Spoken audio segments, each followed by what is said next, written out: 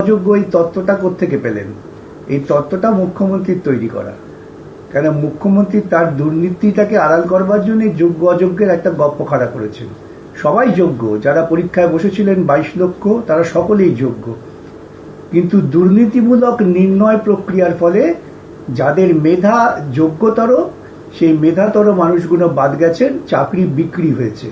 এবং এসএসসি যিনি কর্তা তিনিও জানেন না কোথায় কোথায় আরো এরকম লুকিয়ে আছে বিভিন্ন দুর্নীতিমূলক নিয়োগ। এই দুর্নীতিটা লালন পালন করেছে রাজ্য সরকার, তার সঙ্গে এসএসসি বা পশ্চিমবঙ্গ শিক্ষা পর্ষদ তারা তাদের মেরুদণ্ড বেঁকিয়ে দুর্নীতির সঙ্গে সহবাস করেছেন। আজকে যদি তারা মেরুদণ্ড সোজা করে স্বচ্ছতার সঙ্গে কাজ করতে পারেন, তবে অন্ততপক্ষে তারা তাদের মানবিক গুণের সামান্যতম একটু প্রকাশ ঘটাবেন, এইটুকু বলতে পারি।